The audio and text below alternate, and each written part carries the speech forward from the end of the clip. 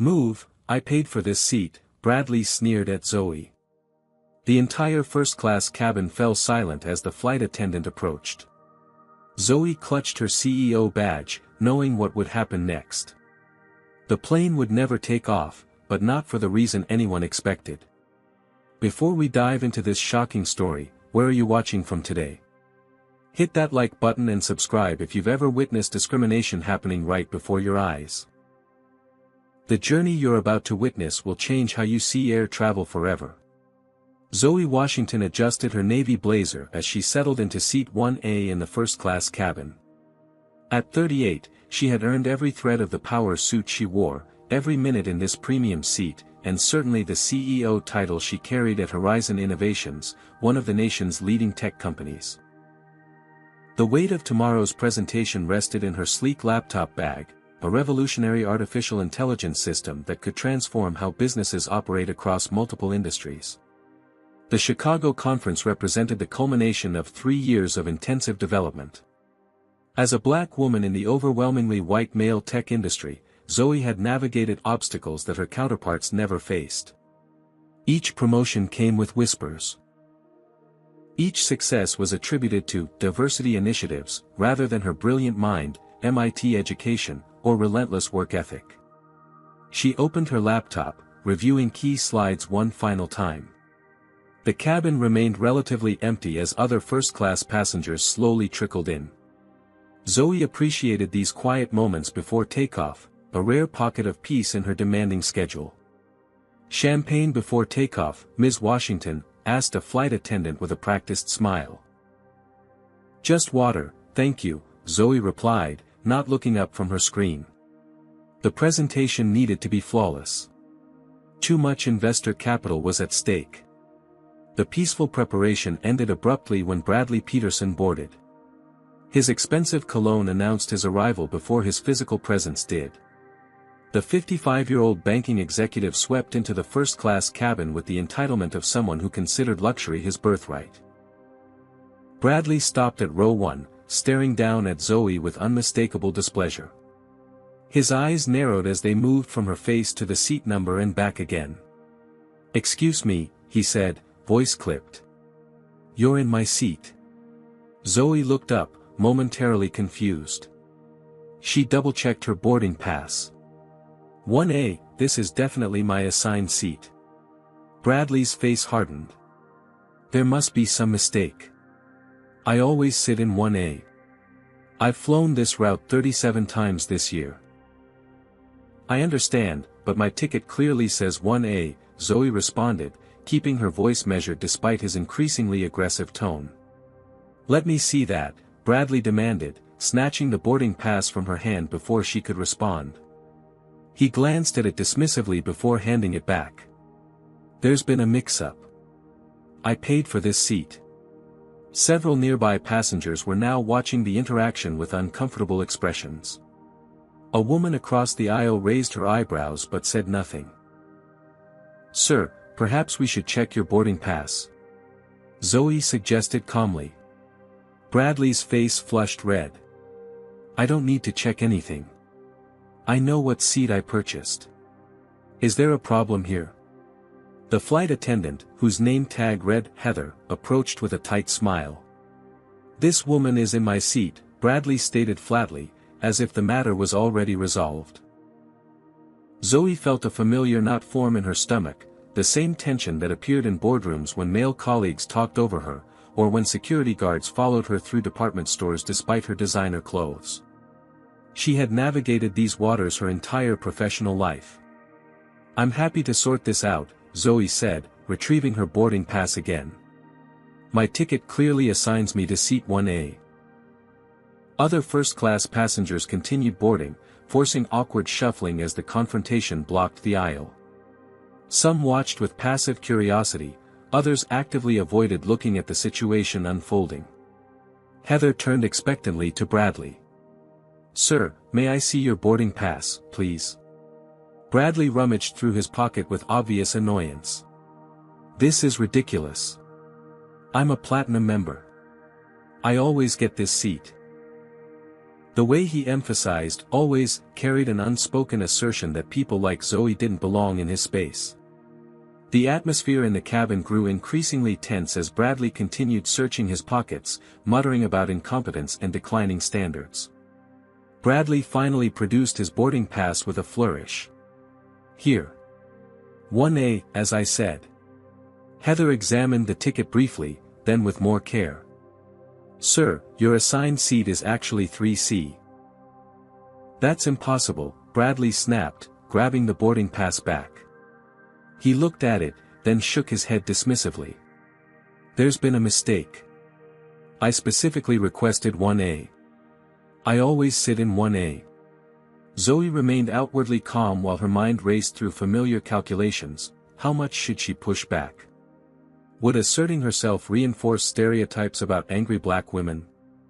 Would backing down encourage this type of behavior? The mental tax of these constant calculations was exhausting, a burden her white colleagues never had to carry. "Perhaps the airline can accommodate you in another first-class seat," Zoe suggested diplomatically. "I need to prepare for an important business presentation." Bradley's eyes narrowed. "What kind of business requires sitting in my seat?" The emphasis he placed on business carried clear implications about what he thought of her professional claims. "Sir," Heather interjected, her voice strained with forced politeness, "the system clearly assigned you to 3C. It's still in first class, just a few rows back." "This is unacceptable," Bradley declared loudly, drawing more attention. "Do you know how much I pay to fly with this airline annually? Hundreds of thousands of dollars. I'm not sitting in 3C like some novice traveler."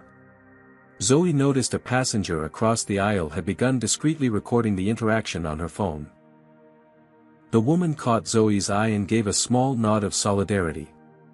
"I'm the CEO of Horizon Innovations," Zoe stated calmly, deciding to play the card she usually kept private.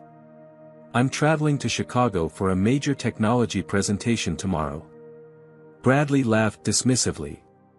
"Sure you are. And I'm the King of England." He turned to Heather. "Can we stop this charade?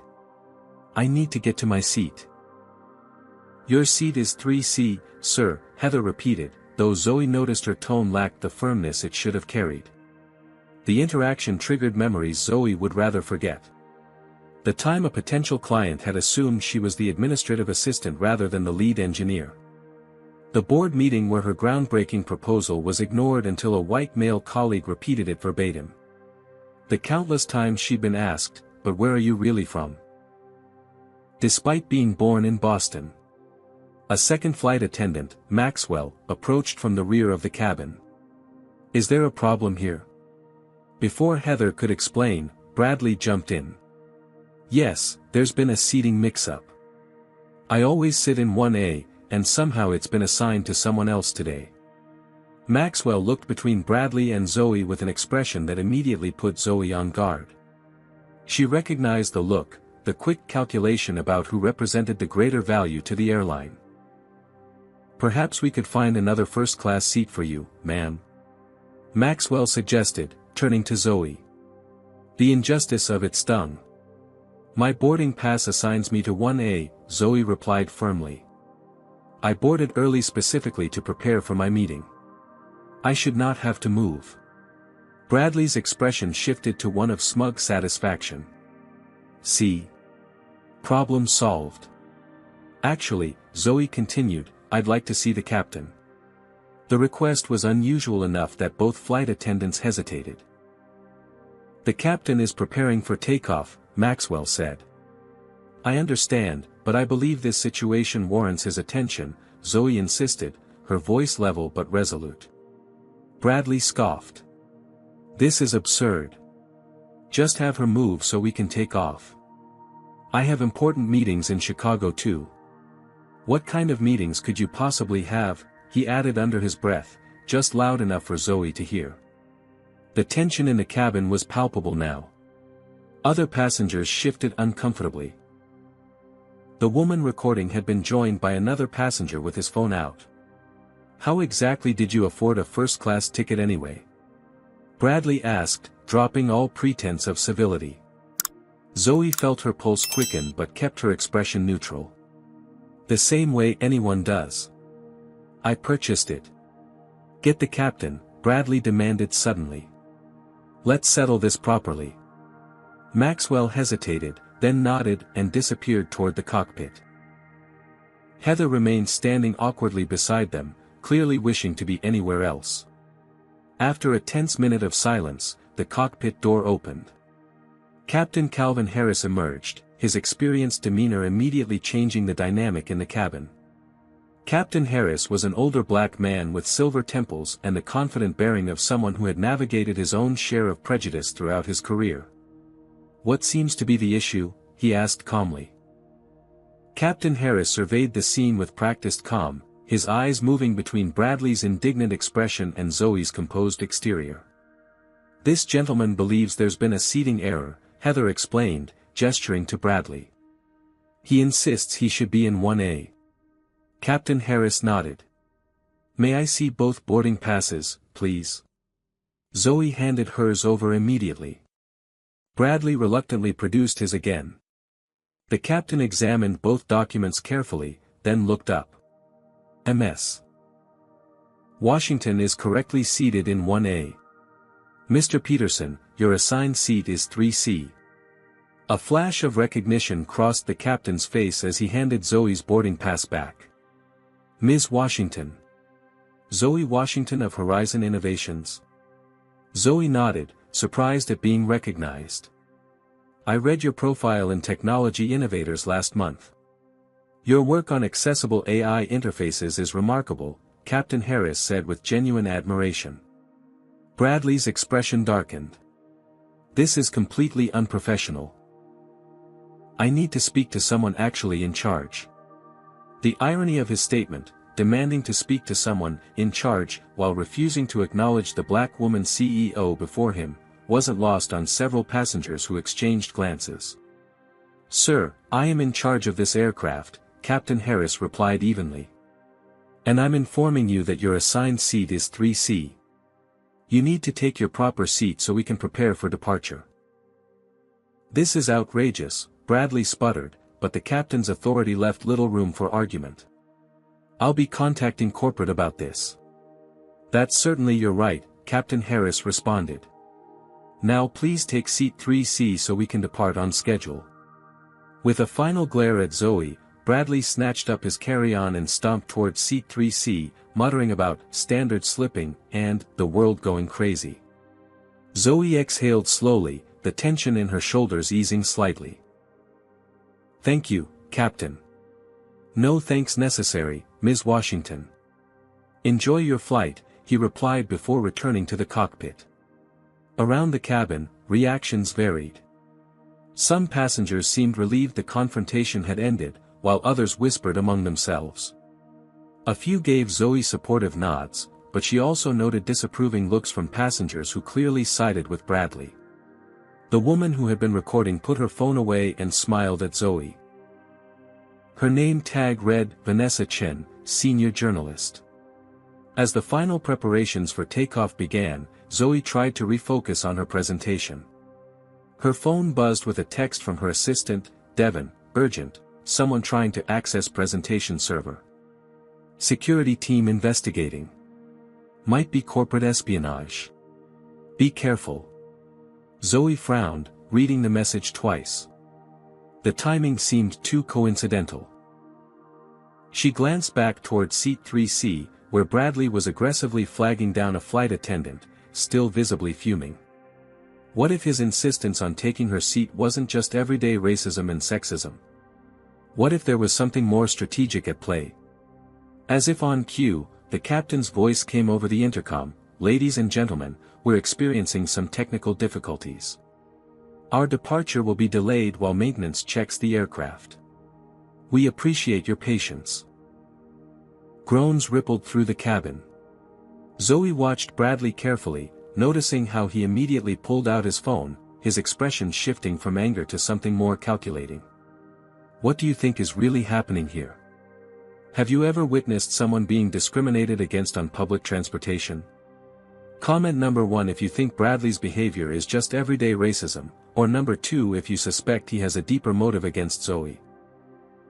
Like and subscribe to find out what happens next in this shocking confrontation. The question remains, was this just another instance of a privileged man refusing to acknowledge a black woman's success, or was something more sinister unfolding? And how will Zoe navigate this escalating situation when her company's future might be at stake? 20 minutes into the delay, the atmosphere in the first-class cabin had grown increasingly tense. Several passengers checked watches and muttered about missed connections. Flight attendants moved through the aisles offering complimentary beverages to pacify the growing frustration. Zoe maintained her composure while discreetly watching Bradley in seat 3C.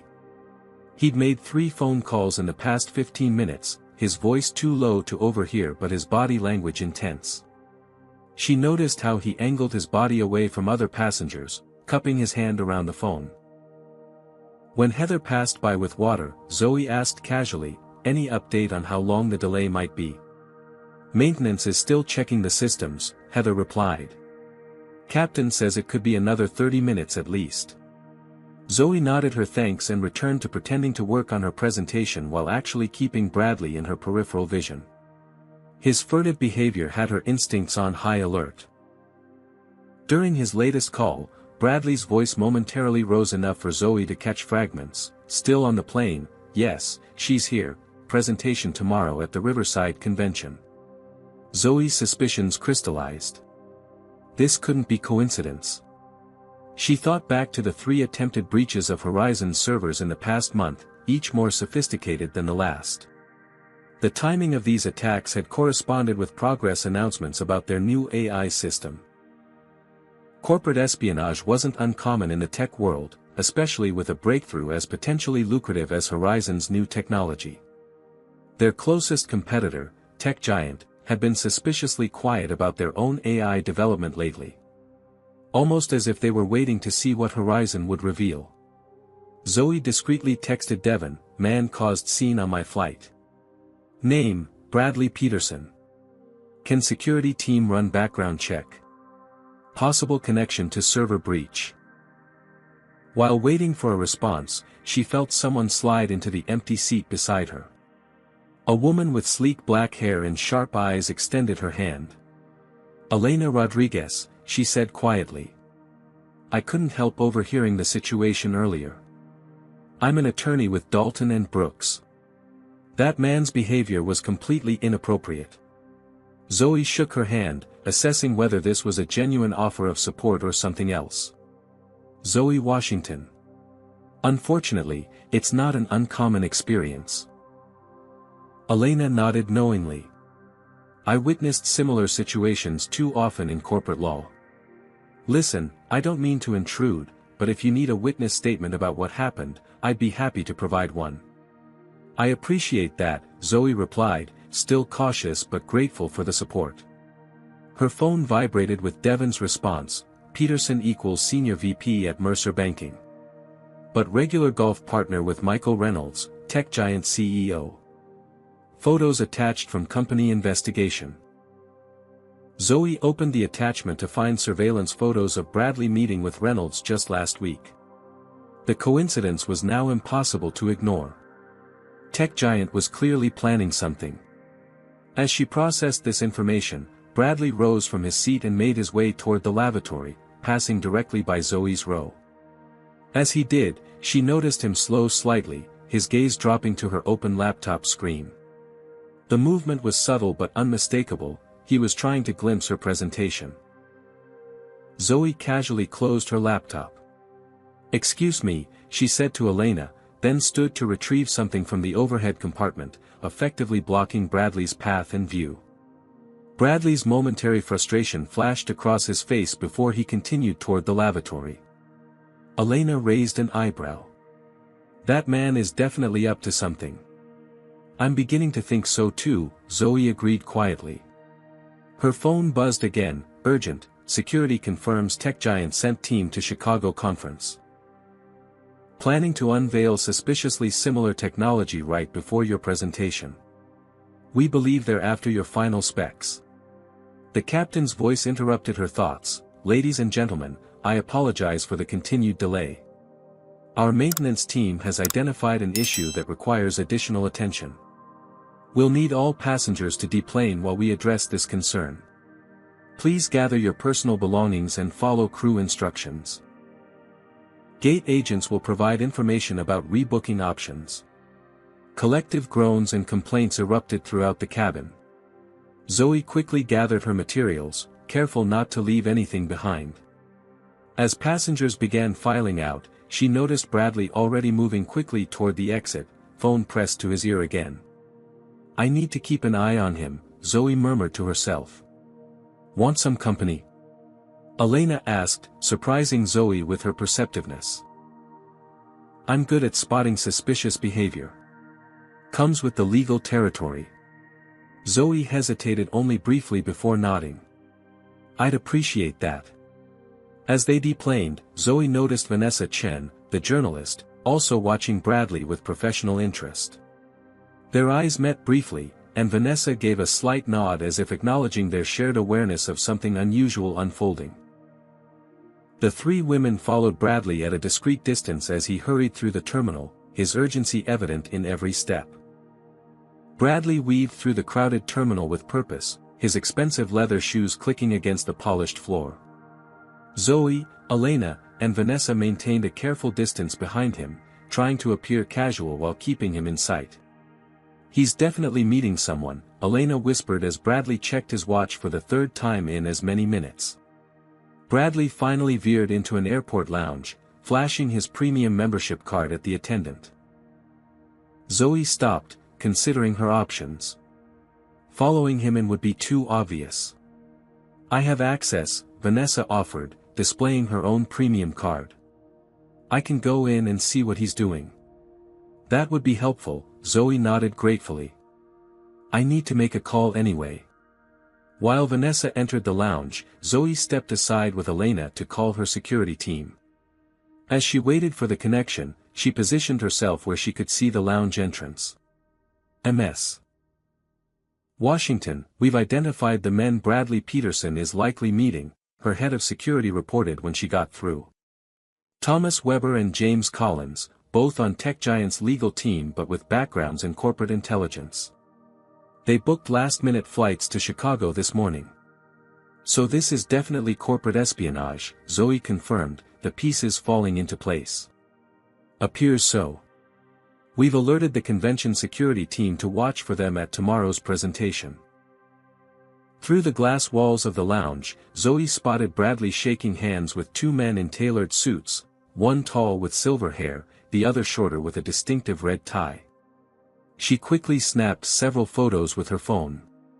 "Can you confirm if these are Weber and Collins?" she asked, sending the images to her security team. The response came back almost immediately, "Confirmed. Both are known associates of Michael Reynolds. Approach with caution." Vanessa emerged from the lounge moments later, her expression grim. "They're definitely planning something.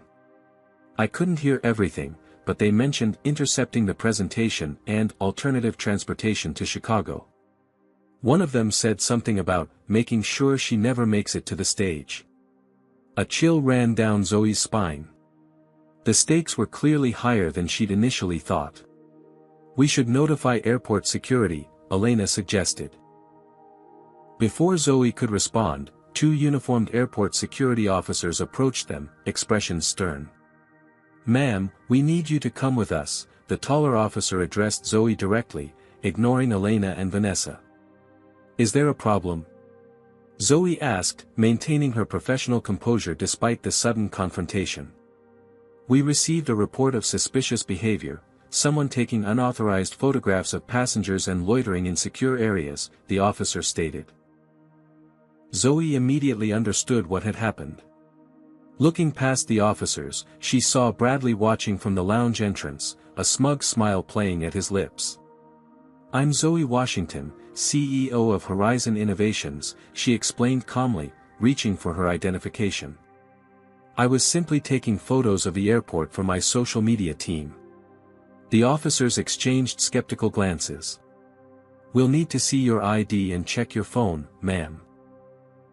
"I'm sorry, but you have no legal right to check my phone without a warrant," Zoe replied, her voice firm but not confrontational. I'm happy to provide my identification, however. As she handed over her driver's license and corporate ID, she noticed other passengers slowing to watch the interaction. Some had phones out, recording the scene. "Ma'am, we're just following protocol for a security complaint," the second officer insisted, his tone carrying an edge that made the discriminatory nature of their approach increasingly obvious. "I'm Elena Rodriguez, attorney with Dalton and Brooks," Elena interjected, stepping forward and handing the officers her business card. "My client has identified herself and cooperated fully. What specific regulation are you enforcing by detaining her?" The officers hesitated, clearly unprepared for legal pushback. "Additionally," Elena continued, "I note that you approached Ms. Washington specifically, despite the fact that all three of us were standing together. May I ask what description was provided in this alleged complaint?" The uncomfortable silence that followed spoke volumes. By now, a small crowd had gathered. Among them were several passengers from the delayed flight who had witnessed the earlier confrontation with Bradley. "That's the woman who was being harassed in first class," one man commented loudly enough for everyone to hear. "The guy who reported her was the one causing problems on the plane," added another passenger. Vanessa stepped forward, press credentials in hand. "I'm Vanessa Chen with National Business Report. I've been documenting this entire situation for a feature on discrimination in corporate America. Would you care to comment on your department's protocols for handling complaints that appear to be racially motivated?" The officers exchanged alarmed glances, the situation rapidly spinning beyond their control. "There seems to be some misunderstanding," the first officer backpedaled. "We're just doing routine security checks." "By singling out the only black woman executive in the vicinity?" Elena pressed. "Interesting approach to routine." A voice cut through the tension. "What's going on here?" A supervisor in an airport security uniform approached, frowning at the gathering crowd. "Sir, these officers detained my client without cause following a complaint from a man who harassed her on the airplane," Elena explained succinctly. "We believe this is a clear case of racial profiling and potential corporate sabotage." The supervisor's expression shifted as he took in the scene, the recording bystanders, the professional appearance of Zoe and her companions, and the increasingly uncomfortable officers. "Ms. Washington?" he asked, recognizing her from a recent business magazine cover. "I apologize for any inconvenience. Officers, please return Ms. Washington's identification immediately." As the officers complied, Zoe noticed Bradley and his associates slipping away from the lounge, heading deeper into the terminal. "They're leaving," she said quietly to Elena and Vanessa. The supervisor turned to Zoe. "Ms. Washington, I deeply apologize for this situation. If you'd like to file a complaint about your treatment, I can take you to our office immediately." "Thank you, but what I'd really appreciate is information on the next flight to Chicago," Zoe replied, her focus already shifting to the more urgent matter of her presentation. "Of course. I'll personally escort you to the customer service desk and ensure you receive priority rebooking," he offered, clearly eager to defuse the situation. As they walked away, Zoe glanced at her phone to find it buzzing with notifications. Videos of both the airplane confrontation and the security incident were already trending on social media, with hashtags like #FlyingWhileBlack and #ZoeWashingtonCEO gaining traction. Her company's PR director had sent 3 urgent messages, videos going viral. Public overwhelmingly supportive. How do you want to respond? This could actually help our position ahead of tomorrow's presentation. Zoe took a deep breath, processing the rapid evolution of events. What had begun as yet another microaggression had transformed into something much larger, and the stakes for her company's future had never been higher. The airline's customer service center buzzed with activity as delayed passengers sought rebooking options. Zoe, Elena, and Vanessa were immediately ushered to a private desk by the airport security supervisor, who was clearly determined to make amends for the earlier incident. "Ms. Washington, we've arranged priority rebooking on the next flight to Chicago, departing in 45 minutes, the customer service manager announced, her tone deferential. We've upgraded you to first class, of course, and would like to offer our sincere apologies for your experience today. Thank you, Zoe replied simply, accepting the new boarding pass. Her phone continued buzzing with notifications. Devon had sent another update, social media explosion. Hashtag Zoe Washington CEO trending nationwide. PR team fielding media requests. Also, security team reports Bradley and associates have booked private transportation to Chicago. A sleek man in an impeccable suit approached, airline executive pin gleaming on his lapel. Ms. Washington, I'm Alexander Thompson, Regional Director for Passenger Services. On behalf of the airline, I'd like to personally apologize for your experience.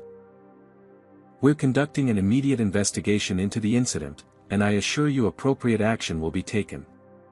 Zoe nodded, acknowledging his words while noting the sudden shift in treatment.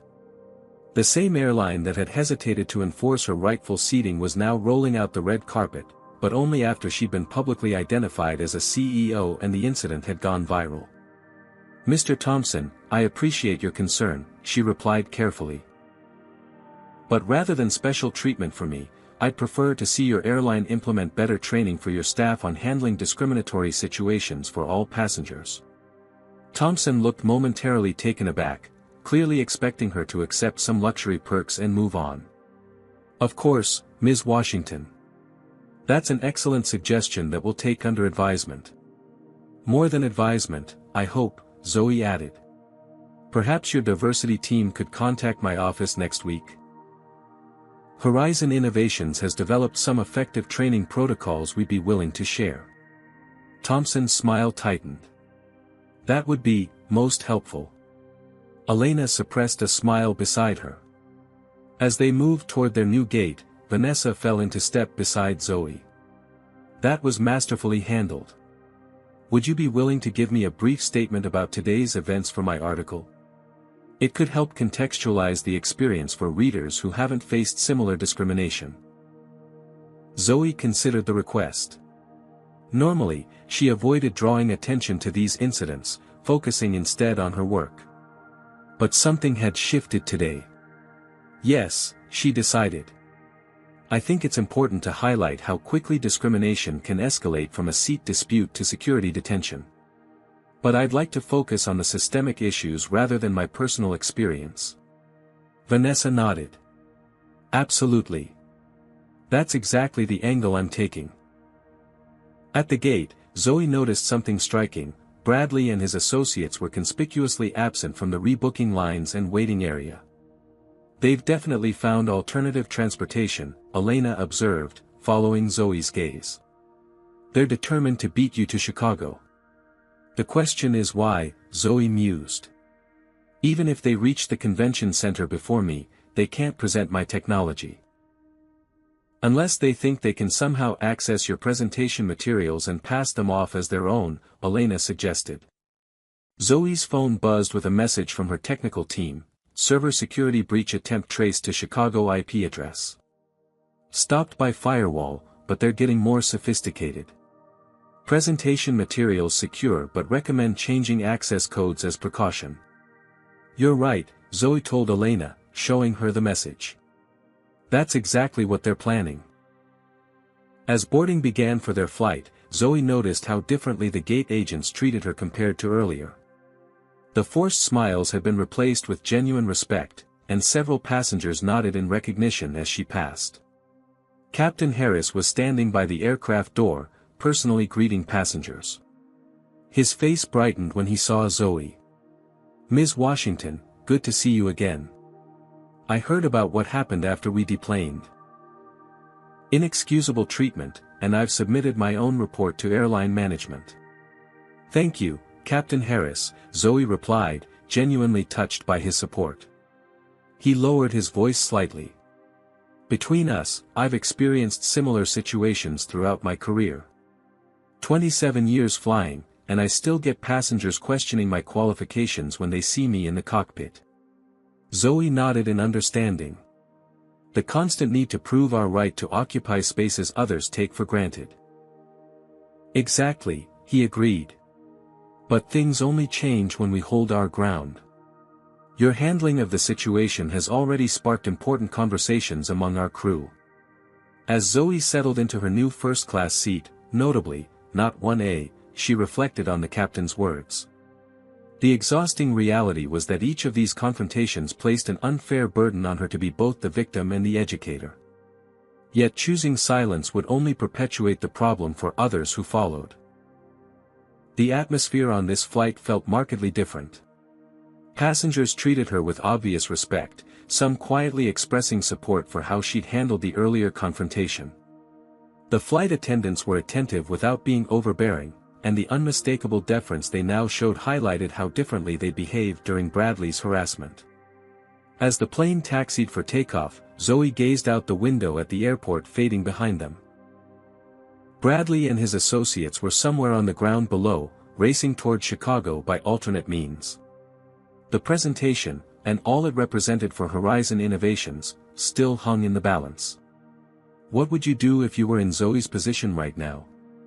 Comment number 1 if you think she should alert convention security about Bradley's corporate espionage attempt, or number 2 if you believe she should modify her presentation strategy to counter their plans. Like and subscribe to follow Zoe's fight against discrimination and corporate sabotage. The real question remains, how can Zoe protect both her company's groundbreaking technology and her own professional dignity when faced with adversaries who refuse to recognize either? And what awaits her in Chicago when she finally lands? The plane touched down at O'Hare International Airport with a gentle bump. Zoe checked her watch, 4:45 p.m. Her presentation was scheduled for 9 a.m. tomorrow, but the pre-conference reception started at 7 p.m. tonight. Key investors and industry leaders would be there, making it the perfect opportunity for Bradley and his tech giant associates to begin their sabotage efforts. We need to move quickly, Zoe told Elena and Vanessa as they deplaned. I have less than 2 hours to reach the hotel, change, and make it to the reception. Her phone buzzed with another update from Devon, urgent, Bradley and associates already at convention center. Security spotted them entering with tech giant badges. They're telling people they have a surprise announcement tonight. They're moving faster than we anticipated, Zoe murmured, showing the message to her companions. Classic corporate espionage tactic, Elena noted. Create confusion about who developed the technology first. Once doubt exists, it's hard to eradicate. They rushed toward the taxi stand, but the line stretched around the corner. This will take forever, Vanessa observed. Let me try something. She stepped away, making a quick call while Zoe continued checking messages from her team. Transportation issues resolved, Vanessa announced moments later. My news outlet keeps a car service on retainer in major cities. There's a driver waiting for us outside now. Sure enough, a sleek black SUV idled at the curb, driver holding a sign with Vanessa's name. As they settled into the vehicle, Zoe's mind raced through similar barriers she'd faced throughout her career: closed doors at networking events, lost invitations to key meetings, subtle exclusion from decision-making conversations. Each obstacle had required quick thinking and resourcefulness to overcome. She remembered her first major presentation after being promoted to development director at her previous company. Someone had accidentally deleted her slides from the system minutes before she was due to present. Rather than panic, she delivered the entire presentation from memory, earning the respect of executives who'd previously overlooked her. Traffic looks bad, the driver announced, gesturing to the congested highway ahead. Construction on the main route to downtown. Is there an alternative route? Zoe asked, anxiety creeping into her voice. I can try side streets, but it might still take over an hour in this rush hour traffic. An hour they didn't have. Zoe thought quickly. Can you get us to the nearest L station instead? We might make better time on the train. The driver nodded, pulling into a different lane. 20 minutes later, they rushed onto a Blue Line train heading downtown. Zoe clutched her laptop bag tightly, hyper-aware of the valuable intellectual property it contained. We should make it to the hotel by 6:15, Elena calculated. That gives you just enough time to change before the reception. Zoe nodded, using the train time to send messages to her team at the convention center, arriving soon. Maintain heightened security around our presentation materials. Don't discuss technical details with anyone, even those claiming to be partners. The train screeched into their station, and they hurried up the stairs to street level. The Riverside Convention Center loomed several blocks away, its glass facade reflecting the setting sun. Almost there, Vanessa encouraged as they power-walked toward the adjacent hotel. Zoe's phone rang, her chief technology officer, Marcus. "Zoe, we have a situation. Tech giant representatives are telling everyone they're unveiling a revolutionary AI system tonight. They're claiming intellectual property rights to key components of our technology." "That's impossible," Zoe replied, increasing her pace. "They haven't seen our full specifications. They're very confident. And Bradley Peterson is here, acting as their banking partner, talking about funding their implementation." Zoe's jaw tightened. "Stall them. I'm 15 minutes away." They reached the hotel lobby at 6:17 p.m. Zoe rushed to the check-in desk, only to encounter another obstacle. "I'm sorry, Ms. Washington, but we don't seem to have your reservation," the receptionist said with a confused frown. "That's impossible. My assistant confirmed it yesterday," Zoe insisted, fatigue and frustration edging into her voice. The receptionist typed furiously. "It appears your reservation was cancelled about 3 hours ago. Exactly when Bradley and his associates would have arrived in Chicago. Another sabotage attempt."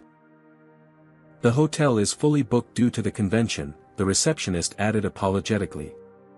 "We have no available rooms." Elena stepped forward. "Check under Rodriguez, Elena. I should have a suite." After a moment, the receptionist nodded. "Yes, Ms. Rodriguez. You're in the executive suite on the 22nd floor. Ms. Washington will be sharing my room," Elena stated firmly. "Please issue her a key as well." "Of course," the receptionist replied, clearly relieved to have a solution. "Thank you," Zoe said to Elena as they hurried toward the elevators. "I'm starting to think you're my guardian angel today." Elena smiled. "Just a woman who's faced similar battles. We have to stick together." In the elevator, Zoe checked her appearance in the mirrored wall. Despite the day's chaos, she maintained her professional composure, a skill honed through years of being the only black woman in countless rooms. They reached the suite, and Zoe quickly freshened up and changed into her evening attire, a tailored midnight blue suit with subtle gold accessories that projected confidence and authority. "Ready to face the wolves?" Vanessa asked as they prepared to leave. "I've been facing them my entire career," Zoe replied with quiet determination. "Today is just another round." They arrived at the convention center at 6:52 p.m., just as the reception was beginning. Zoe immediately spotted Bradley and his tech giant associates in animated conversation with several key investors. As she approached, she overheard Bradley saying, "The technology is truly revolutionary. Tech giant will be making the official announcement in just a few minutes." "That's fascinating," Zoe interjected smoothly, causing Bradley to freeze mid-sentence. "Especially since Horizon Innovations holds the patents on that technology." The investors turned to her with surprise and interest. "Ms. Washington," one of them acknowledged. "We were just hearing about some exciting developments in AI integration." "I imagine you were," Zoe replied with a professional smile. "Though I'm curious how Tech Giant developed technology identical to what my team has been creating for the past 3 years." Bradley recovered quickly. "Ms. Washington, what a surprise. We heard your flight was delayed." These gentlemen were simply inquiring about market applications for emerging technologies. "Is that why you told security I was behaving suspiciously at the airport?" Zoe asked directly, maintaining her composure. Or why my hotel reservation was mysteriously cancelled. The investors exchanged uncomfortable glances. I'm sure there's been some misunderstanding, Bradley attempted, his confident facade cracking slightly. The only misunderstanding, Zoe stated clearly, is the belief that you could steal another company's intellectual property and present it as your own. A hush fell over the nearby conversations as more people turned to watch the confrontation. From the corner of her eye, Zoe saw Vanessa discreetly recording the exchange on her phone. That's a serious accusation, one of the tech giant representatives responded stiffly. With serious evidence to support it, Elena added, stepping forward with her phone displaying the photos of their airport meeting. Michael Reynolds, CEO of tech giant, pushed through the gathering crowd. What's happening here? Zoe turned to face him directly. Your team has been attempting to access Horizon's proprietary technology all day, Mr. Reynolds. First by trying to view my presentation materials on the plane, then by attempting to breach our servers, and now by making false claims to our investors. Reynolds paled slightly but maintained his corporate composure. That's completely unfounded. Tech giant operates with the highest ethical standards. Then you won't mind explaining why your legal team has been following me since this morning, Zoe challenged. Or why Bradley Peterson caused a scene on my flight, then reported me to airport security. The room had grown completely silent, all pretense of casual networking abandoned as the drama unfolded. Reynolds looked from Zoe to Bradley, clearly assessing his options. I think we should discuss this privately. I disagree, Zoe replied firmly. Your team has spent the day attempting to undermine my company publicly. I believe transparency is appropriate at this point. She turned to address the gathered crowd of investors and industry leaders. Horizon Innovations will proceed with our scheduled presentation tomorrow morning at 9 a.m. You'll see our groundbreaking AI system, developed, patented, and implemented by our team over the past 3 years. I welcome Tech Giant to present their own original work at any time. The implied challenge hung in the air as Reynolds' face darkened with barely controlled anger. This isn't over, he muttered to Zoe before signaling his team to withdraw. As they retreated, Elena leaned close to Zoe. Round 1 to Horizon Innovations. Zoe nodded, but her expression remained serious. They won't give up that easily. Tonight was just the opening skirmish. Morning sunlight streamed through the convention center's glass facade as attendees filed into the main presentation hall. The buzz of anticipation was palpable. Word of last night's confrontation had spread throughout the technology community, transforming a standard product announcement into the most anticipated event of the conference. Zoe arrived 90 minutes early with her technical team, ensuring every aspect of the presentation was secured and tested.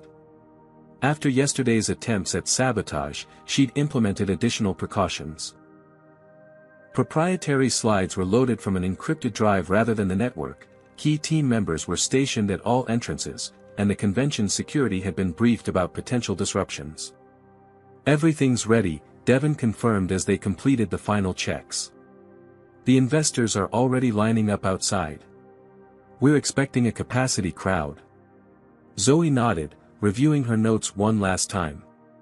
Despite the previous day's chaos, she felt centered and prepared.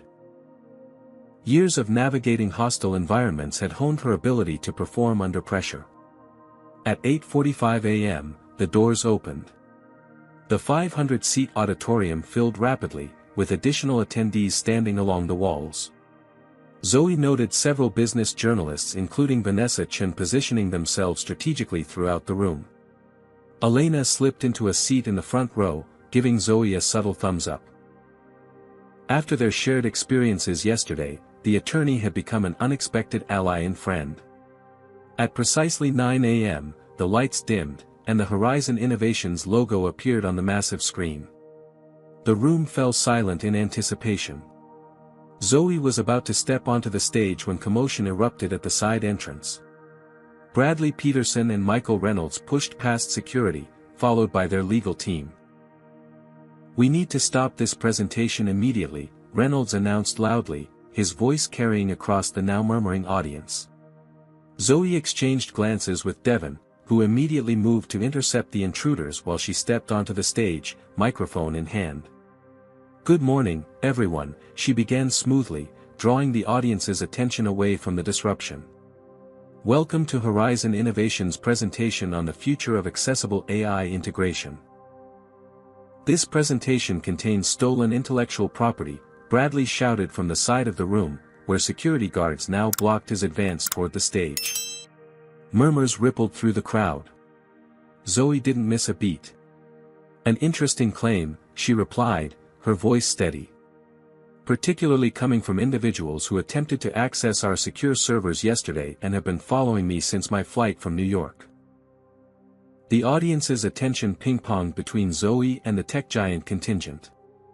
"We have evidence that elements of this technology were developed by tech giant," Reynolds insisted, trying to regain control of the narrative. "I welcome you to present that evidence," Zoe responded calmly. "In the meantime, I'll continue with our scheduled presentation of technology that Horizon has documented development records for dating back 3 years."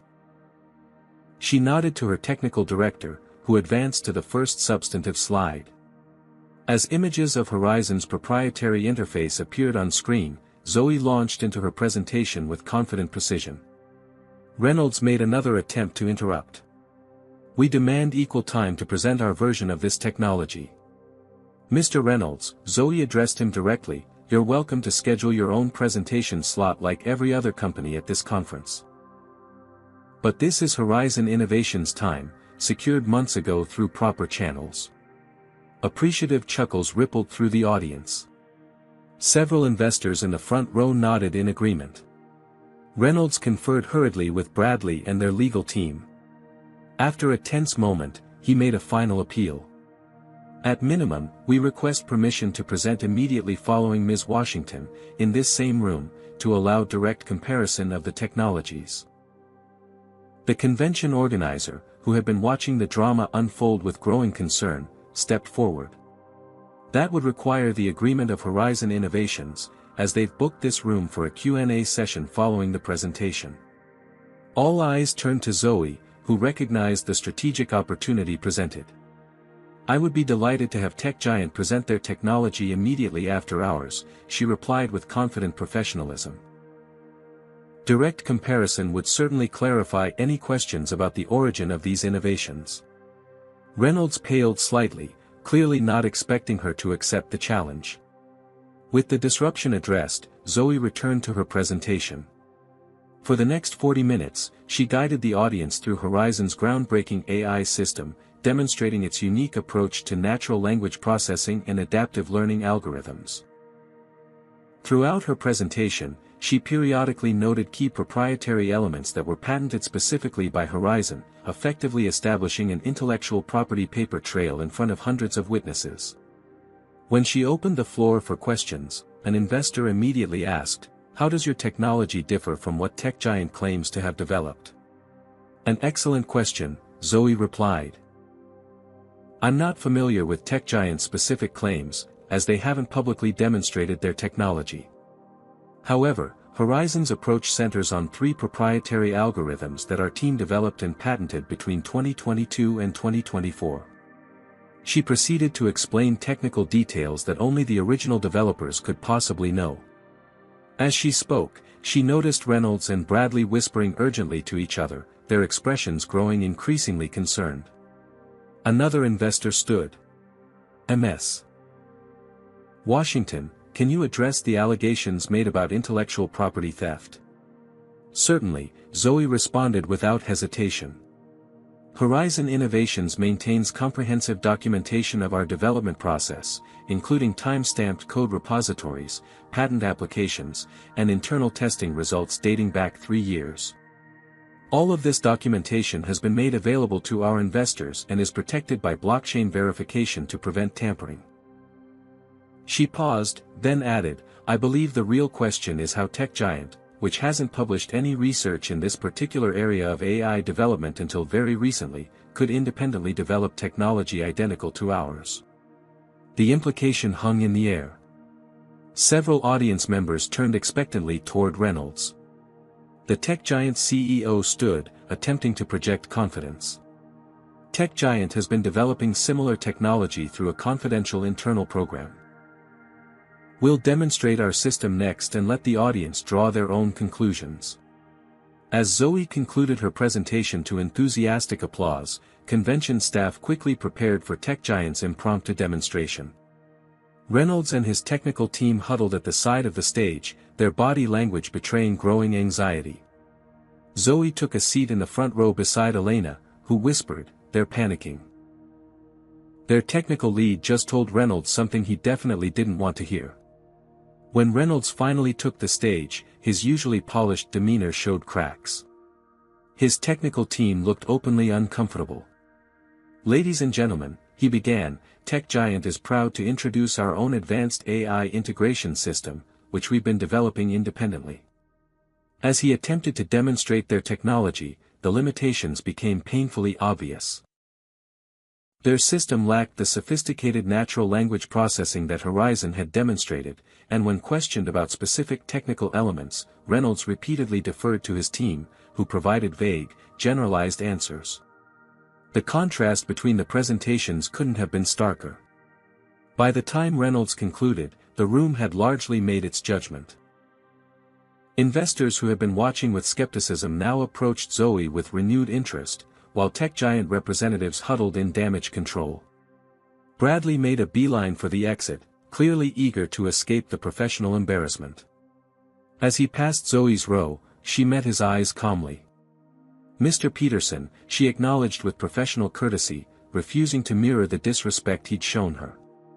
His face flushed with anger and humiliation as he hurried away without responding. Vanessa Chen approached, recorder in hand. "Ms. Washington, would you comment on what we just witnessed?" Zoe considered her response carefully. Today, the technology spoke for itself. Horizon Innovations remains committed to developing ethical AI solutions that are accessible to all businesses, regardless of size or industry. As investors crowded around her, eager to discuss implementation possibilities, Zoe caught sight of Captain Harris standing at the back of the room, smiling with obvious pride. He gave her a respectful nod before slipping out. The victory was sweet, but Zoe knew it represented more than just a professional triumph. It was vindication against the doubts, the microaggressions, and the barriers that had followed her throughout her career, a powerful statement that excellence would eventually overcome prejudice. 1 week after the Chicago conference, Zoe sat in her corner office overlooking the Manhattan skyline, reviewing the transformation that a single day had triggered across multiple industries. The headline on her tablet read, "Tech Giant Faces Federal Investigation Over Corporate Espionage Allegations." Below it, a subheading announced, "Bradley Peterson resigns from Mercer Banking amid scandal." The fallout had been swift and far-reaching.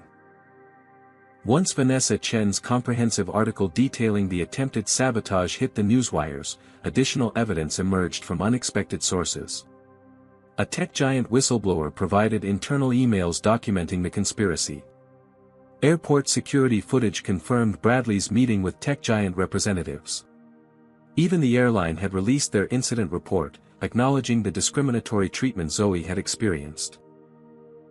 Federal investigators had raided tech giant offices 2 days ago, seizing computers and documents related to their alleged espionage attempt. Michael Reynolds had been placed on administrative leave pending the investigation's outcome. Horizon Innovations, meanwhile, had experienced an unprecedented surge. Their stock had jumped 28% since the conference. 5 major corporations had already signed implementation contracts for their AI system. Investment capital was flowing in at record rates. A knock at her door interrupted Zoe's thoughts. Devon entered with a tablet displaying more headlines. "The airline just announced their new anti-bias training program," he reported. "They're implementing it across all customer-facing staff, using your incident as a case study." Zoe nodded, taking in the news. "And the airport security situation?"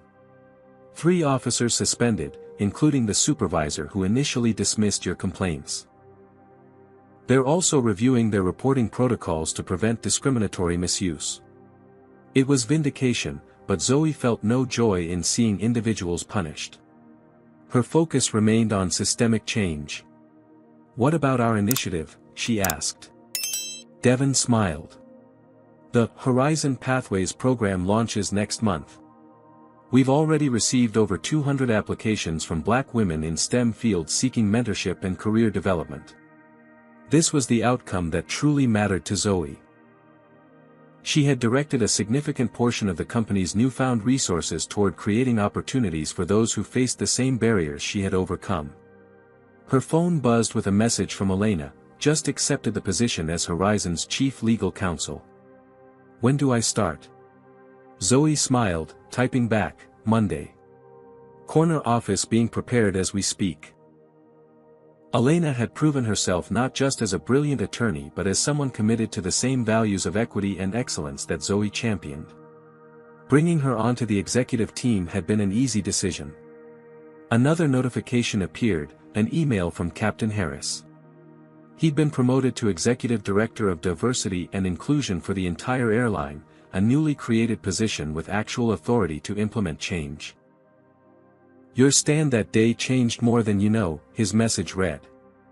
"Sometimes it takes one person refusing to move from their rightful place to transform an entire system." The words resonated deeply. Zoe thought about all the times she'd calculated whether to speak up or stay silent, whether to push back or let microaggressions slide. The mental and emotional tax of those constant calculations had been exhausting, but moments like this confirmed the value of standing firm. Vanessa Chen's follow-up article had gone viral, sparking national conversations about corporate discrimination and the additional barriers faced by Black women executives. Her reporting had earned consideration for journalism's highest awards, bringing much-needed attention to issues often dismissed as isolated incidents. A calendar alert reminded Zoe of her upcoming flight to San Francisco for meetings with technology implementers. This time, she felt no apprehension about the journey, not because discrimination had magically disappeared, but because she had proven her ability to overcome it while creating meaningful change in the process. Later that afternoon, Zoe boarded her flight and settled into seat 1A in first class. As other passengers filed in, a white businessman paused beside her row, checking his ticket. 1B, he confirmed, glancing at Zoe with a smile. "Looks like we're neighbors for this flight." "Welcome aboard," she replied pleasantly. "You're Zoe Washington, aren't you?" he asked as he stored his bag. "I saw your presentation in Chicago. Absolutely brilliant work your team is doing." "Thank you," she acknowledged. "We're excited about the implementation phase. My company is actually considering adopting your system," he continued. "The adaptive learning algorithms could revolutionize our customer service approach." The interaction, respectful, professional, focused on her work rather than questioning her presence, highlighted the stark contrast with Bradley's behavior just 1 week earlier. As the plane prepared for takeoff, Zoe reflected on the broader significance of what had occurred. One incident of discrimination, rather than being buried or dismissed, had sparked meaningful changes across multiple industries. The airline was retraining staff. The airport was revising security protocols. A major corporation was facing accountability for unethical practices. Most importantly, doors were opening for other Black women in technology through Horizon's new initiatives. The battle for true equality remained far from won. Zoe harbored no illusions that her experience would magically transform deeply ingrained systemic biases. But each barrier broken, each policy changed, each mind opened represented progress toward a more equitable future. As the plane lifted into the clouds, Zoe opened her laptop to review presentation materials for tomorrow's meetings. The technology she had protected would soon transform how businesses operated across America. But perhaps the more profound transformation was already underway, in corporate boardrooms, airplane cabins, and technology conferences where the assumption that Black women didn't belong was being challenged and dismantled, one rightful seat at a time. What would you do if faced with discrimination in a public space? Would you stand your ground like Zoe, or choose a different approach? Comment below with your thoughts, and share this story if you believe we need more discussions about overcoming workplace discrimination. Don't forget to subscribe for more powerful stories of triumph over adversity. Thank you for joining us on this journey. May we all find the courage to claim our rightful seats at every table. Zoe Washington's story teaches us that discrimination often comes disguised as policy or protocol, but reveals itself through inconsistent application. While Bradley claimed entitlement to seat 1A through status, the real issue was his refusal to acknowledge Zoe's rightful position as both a passenger and a CEO. The incident demonstrates how racism intertwines with corporate power dynamics, creating compounded barriers for Black professionals. The pivotal lesson lies in Zoe's strategic response. Rather than allowing others to define her narrative, she maintained composure while firmly asserting her rights. She recognized when to stand her ground, when to document injustice, and when to transform personal attacks into systemic change. By refusing to accept discriminatory treatment as normal, she created ripple effects across multiple industries. Equally important was the power of allyship. Elena's legal expertise, Vanessa's journalistic platform, and Captain Harris's position of authority all contributed to the outcome. True allies didn't simply offer sympathy, they leveraged their privileges and positions to help dismantle barriers. Ultimately, this story reminds us that each stand against discrimination, however small it might seem, contributes to broader transformation. Progress rarely comes through single dramatic victories but through persistent refusal to accept lesser treatment, one rightful seat at a time. What would you do if faced with discrimination in a public space? Would you stand your ground like Zoe, or choose a different approach?